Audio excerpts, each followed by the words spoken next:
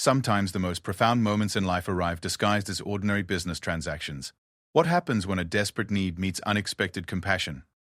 When a simple job becomes a window into someone's hidden struggle? This is the story of James Mitchell, a lumber mill owner in 1952 Arizona, who thought he was just hiring another worker. Instead, he discovered something that would challenge everything he believed about poverty, pride, and the power of human dignity. In a world where people often look away from suffering, one man's decision to truly see changed two families forever. This isn't just about charity. It's about recognizing the extraordinary strength that lives within ordinary people, and how sometimes the smallest acts of respect can rebuild entire lives. What James witnessed behind his lumber mill would haunt him for days, but what he chose to do about it would define the kind of man he truly was. The morning sun cast long shadows across the Mitchell lumber mill as James wiped the sweat from his forehead. It was barely 7 in the morning, and already the Arizona heat promised to be unforgiving. He had been running the family business for 3 years now, ever since his father passed away, and every day brought new challenges. Today's challenge was finding reliable workers who could handle the demanding physical work of cutting and processing timber. James stood near the mill's entrance, watching as a small group of job seekers gathered. Most were men he recognized from previous hiring days, their faces weathered by sun and hard work. But today, someone different caught his attention.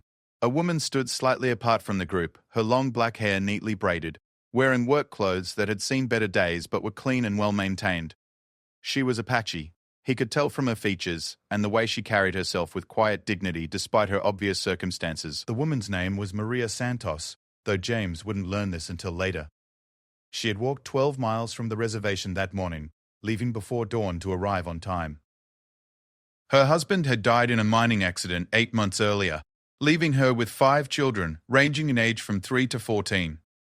The small government assistance she received wasn't enough to feed her family properly, and jobs for Apache women in 1952 Arizona were scarce and often demeaning. As James began interviewing the potential workers, he noticed how the men eyed Maria with skepticism and sometimes outright hostility. Some muttered comments about women taking jobs from men, while others made remarks about hiring Indians that made James uncomfortable. He had been raised to judge people by their work ethic, not their race or gender, but he also knew that hiring Maria could create tension among his other workers. When it was Maria's turn to speak with him, she approached with her head held high but her eyes respectful. "Sir, I'm looking for work," she said in clear English, though James could detect the slight accent that revealed English wasn't her first language. "I can cut timber, stack lumber, and handle any physical work you need done. I'm not afraid of hard labor." James studied her hands as she spoke. They were already calloused and scarred, evidence of previous hard work. Her arms, though slender, showed the muscle definition of someone accustomed to physical labor. Most importantly, her eyes held a determination that impressed him more than all the bravado he'd heard from some of the men that morning. "Have you worked with timber before?" James asked. "Yes, sir. I helped my late husband with his carpentry work, and I've cut firewood for my family since I was a child. I know how to handle an axe and a saw safely."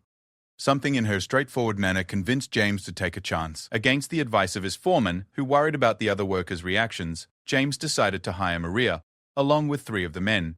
He offered her the same pay as the men, 50 cents an hour, which was fair wages for timber work in 1952.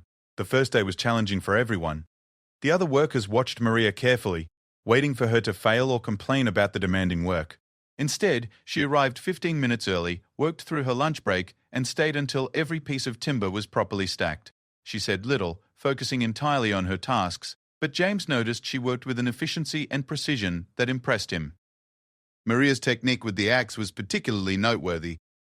While the men often used brute force, swinging hard and sometimes missing their mark, Maria's movements were calculated and controlled. Each swing of her axe hit exactly where she intended, wasting no energy and producing clean cuts. It was clear she had learned to work smarter rather than harder, probably out of necessity. By the end of the first week, even the most skeptical workers had grudging respect for Maria's abilities. She never complained about the heat, the splinters, or the aching muscles that came with the job. She never asked for special treatment or easier tasks. When one of the men made a crude comment about her presence, she simply continued working, showing a dignity that made the man look small in comparison. James began to notice other things about Maria during that first week. She never brought lunch with the other workers, instead drinking water and sometimes eating a small piece of bread she kept in her pocket. When the workday ended, she didn't head home immediately like the others. Instead, she would carefully collect any wood scraps, sawdust, and bark that had been swept aside as waste. At first, James assumed she was taking the materials home for firewood, which was a common practice he didn't mind. But something nagged at him about the way Maria collected these scraps. She was so careful, so thorough, picking up even the smallest pieces and examining them closely. She wrapped everything carefully in an old cloth before placing it in a worn burlap sack she carried. There was something almost desperate in the way she gathered these discarded materials, though she tried to be discreet about it. The other workers had long since stopped paying attention to Maria's after-work routine, but James found himself watching her more closely. She would stay until every possible scrap was collected, even working in the growing darkness of evening. Then she would begin her long walk home, carrying her heavy sack of wood scraps, along with her few personal belongings. One evening, curiosity got the better of James. Instead of heading home himself, he decided to follow Maria at a distance, telling himself he just wanted to make sure she got home safely. The walk was longer than he had expected, and he gained new respect for the fact that she made this journey twice daily on foot. The path led through scrubland and over several hills before reaching the small cluster of homes on the edge of the Apache reservation. As James watched from a concealed position among some rocks, he saw Maria approach a small, weathered house with a leaking roof and gaps in the walls. The yard was bare dirt, with no garden or signs of prosperity. But what happened next made James's heart sink. Maria didn't take her sack of wood scraps to a fire pit or woodpile as he had expected. Instead, she took the materials into the house, and through the lit window, James could see her doing something at a table that made no sense at first. She was sorting through the wood scraps carefully, and then she appeared to be preparing food. James crept closer, confused about what he was witnessing. That's when he realized the truth that would haunt him for years to come. Maria wasn't collecting the wood scraps for fuel. She was collecting them for food. Through the window, James watched in growing horror as Maria used a knife to scrape the inner bark from pieces of pine and oak. She was teaching her children how to identify which bark was safe to eat and how to prepare it. The smallest child, a little girl who couldn't have been more than 3 years old, sat at the table helping her mother strip bark from wood scraps while her older siblings worked on similar tasks. Maria was making a soup from tree bark, adding wild plants she had gathered on her walk home, and stretching this meager meal with water to feed 5 growing children. The wood scraps that James's mill discarded as worthless waste were literally keeping Maria's family from starvation. She had been too proud to ask for charity or reveal her desperate situation, instead finding a way to survive using resources that others threw away. James stood in the darkness outside that small house, watching a mother feed her children bark soup while maintaining their dignity and teaching them to work for what they had. He thought about his own comfortable home, his full pantry, the meals he took for granted. He thought about how Maria never complained, never asked for anything beyond the opportunity to work for fair wages. She had been literally eating scraps while earning her pay through honest labor. The realization hit James like a physical blow. This woman, who had impressed him with her work ethic and quiet strength, was slowly starving along with her children. She was too proud to beg and too dignified to steal, so she had found the only solution available to her. She was making the discarded waste of his lumber mill into sustenance for her family. As James walked home through the cool night air, his mind raced with thoughts of what he had witnessed. He couldn't unsee Maria, carefully scraping bark to feed her children. Couldn't forget the image of those small hands helping their mother turn tree scraps into dinner. He knew that tomorrow he would have to make a decision about what to do with this knowledge. And that decision would reveal something important about the kind of man he wanted to be. The next morning would bring new challenges, but James Mitchell was beginning to understand that sometimes the most important moments in life come not from grand gestures, but from how we respond when we truly see another person struggle. Maria Santos had shown him what dignity and strength really looked like, and now it was his turn to decide how to honor that lesson. James barely slept that night. Every time he closed his eyes, he saw Maria's children sitting around that small table, carefully helping their mother prepare bark for their evening meal. He imagined the taste of that desperate soup, the gnawing hunger that drove a proud woman to feed her family tree bark, while maintaining the dignity to never ask for help. By morning, James had made a decision that would change everything. When Maria arrived at work that next day, James was waiting for her near the mill entrance. She approached with the same quiet dignity as always, ready to begin another day of hard labor. But James noticed details he had missed before. Her clothes, while clean, were threadbare and carefully mended. Her boots had holes that she had patched with pieces of leather. Most telling of all, her face had the hollow look of someone who wasn't getting enough nutrition, though she tried to hide it behind her strong demeanor. "Maria," James said as she prepared to join the other workers, "I need to speak with you privately for a moment." Had she done something wrong? Was she being fired?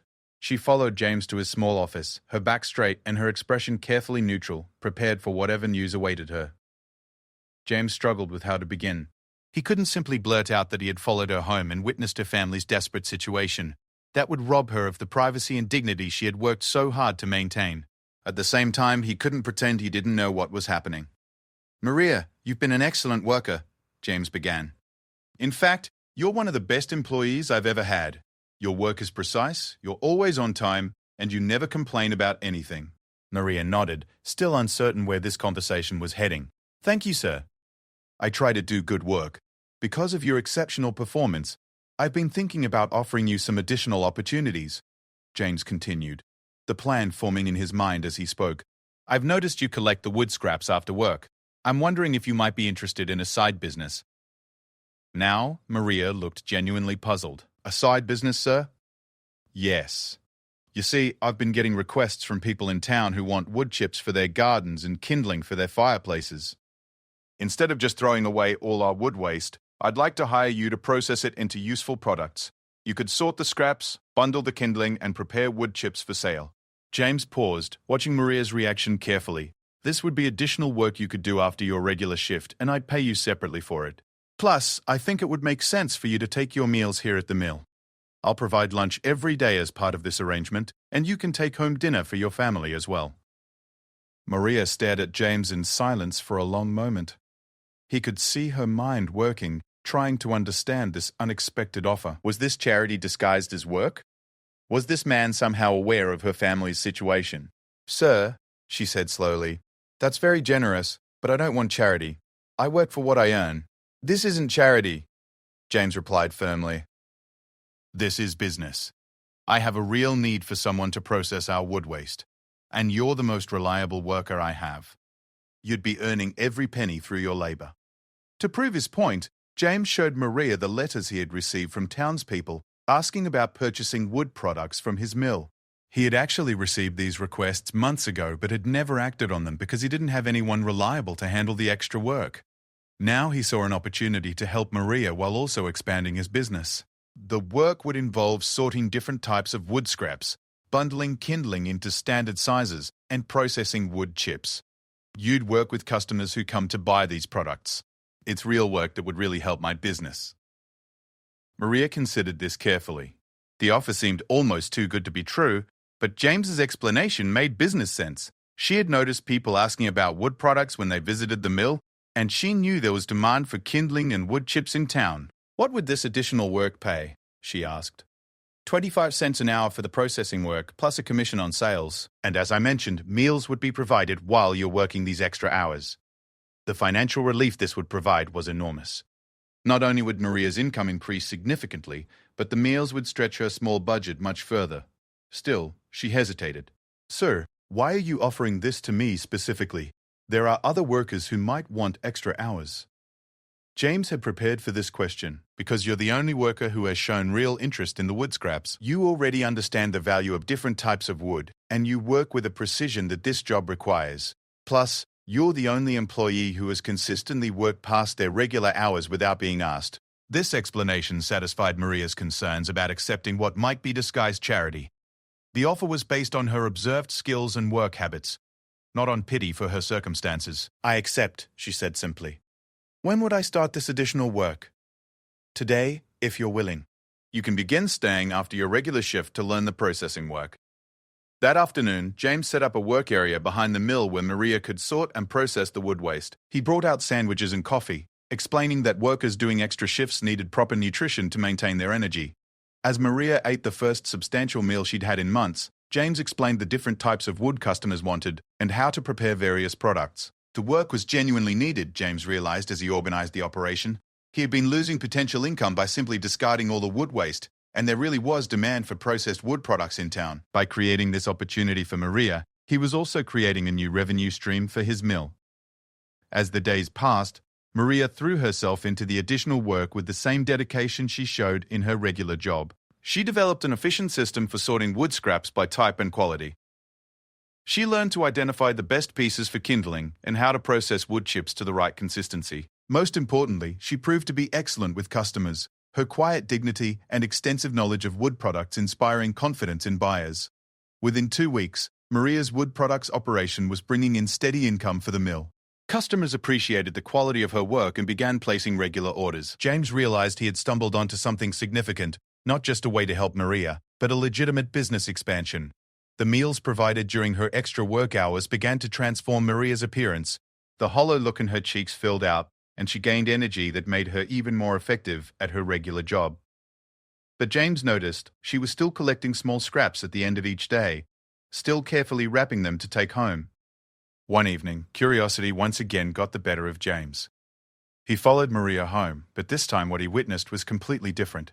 Instead of preparing bark soup, Maria was teaching her children how to work with wood. The older children were learning to identify different types of wood and how to prepare kindling. The younger ones were learning to sort scraps by size and quality. Maria had transformed her desperate scavenging into a family education project. She was teaching her children skills that could serve them throughout their lives, showing them how to create value from materials others discarded. The scraps she still collected weren't for emergency food anymore. They were for practice and learning.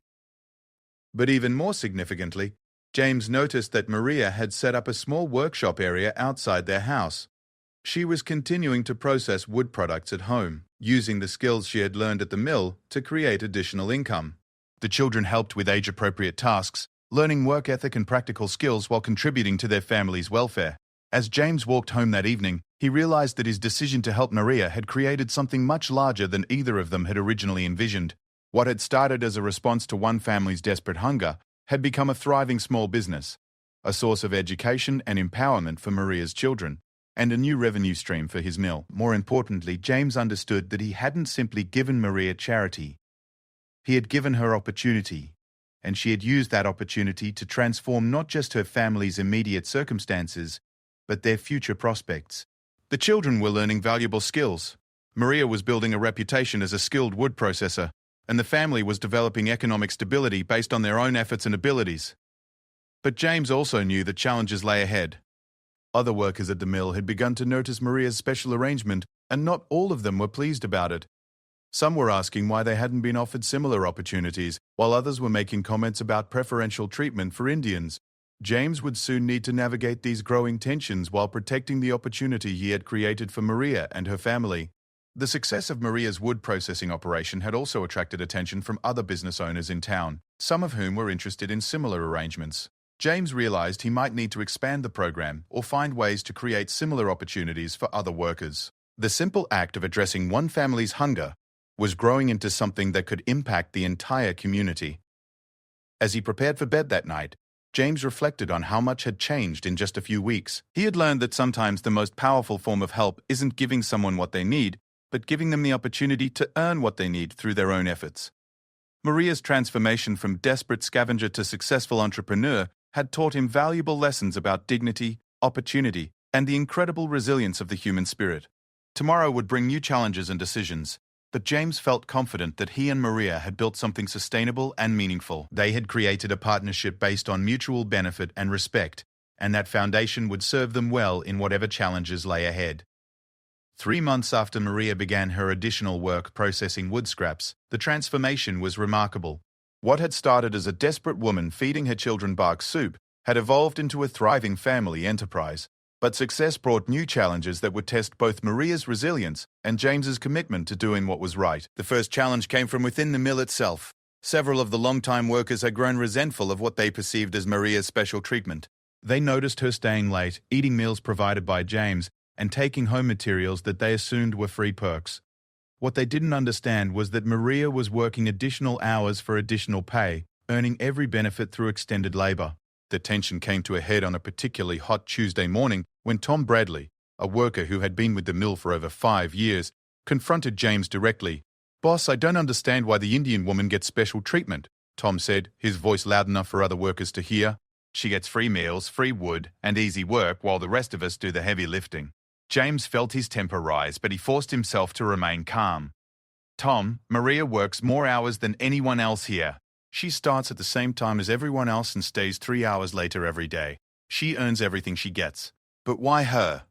Another worker chimed in. Why didn't you offer extra work to the rest of us? This was the question James had been dreading. The truth was that he had created the opportunity specifically to help Maria's desperate situation, but it had evolved into something genuinely beneficial for the mill. Now he needed to address the fairness concerns without revealing Maria's personal circumstances or undermining the legitimate business he had built. Maria showed initiative, James explained to the gathered workers. She was the only employee who saw value in our wood waste and took action to collect it. When I offered her the opportunity to turn that initiative into additional income, she proved she could handle the responsibility. James paused, looking around at the group. But you're right that other people should have similar opportunities. That's why I'm expanding the program. Anyone who wants to work additional hours processing wood products can apply. The work is available for anyone willing to put in the effort. This announcement surprised everyone, including Maria. James had been considering expansion for weeks, but the workers' complaints had forced his hand. He would need to create real opportunities for other employees while protecting what Maria had built. Over the next few weeks, 3 other workers signed up for additional wood processing shifts. This expansion revealed something important about the difference between Maria and her colleagues. While the others saw the extra work as a way to earn more money, Maria had approached it as a chance to build something lasting. The other workers processed wood scraps adequately and earned their additional wages, but they lacked Maria's intuitive understanding of customer needs and wood quality. They did the work they were assigned, but didn't look for ways to improve processes or expand services. Most significantly, they didn't have Maria's desperate motivation. For them, this was extra income, but for Maria, it had been survival. As a result, customers began specifically requesting Maria's services.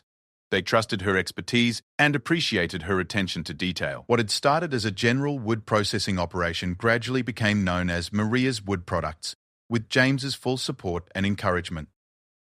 The success of the wood products business had an unexpected effect on Maria's children. Her oldest son, Miguel, who was 14, began helping with the work and showed remarkable natural ability with woodworking. James started teaching Miguel advanced carpentry skills, recognizing the boy's talent and work ethic. Her 12-year-old daughter, Carmen, proved to have exceptional organizational skills and began managing inventory and customer orders. Even the younger children contributed in age-appropriate ways. 9-year-old Rosa became expert at sorting wood scraps by size, while 6-year-old Pablo learned to bundle kindling perfectly. The 3-year-old little Ana couldn't do much work, but she charmed customers who came to pick up orders, often earning extra tips through her innocent friendliness. James watched this family transformation with amazement. What had begun as his attempt to help a desperate woman feed her children had become a multi-generational learning experience. The children weren't just helping with work, they were developing skills, confidence, and a deep understanding of business principles that would serve them throughout their lives. But the most profound change was in Maria herself. The quiet desperation that had driven her to feed her children bark soup had been replaced by confident entrepreneurship. She began suggesting improvements to mill operations, identifying ways to reduce waste and increase efficiency. Her insights were so valuable that James started including her in planning meetings, effectively making her an unofficial supervisor. 6 months after the wood products operation began, Maria approached James with a proposal that surprised him. She wanted to rent a section of land next to the mill to establish her own independent wood processing business. She had saved enough money to purchase her own equipment and had built a customer base that could support a standalone operation. "I don't want to compete with the mill," Maria explained. "I want to partner with it. I could process all your wood waste and also work with other lumber operations in the area.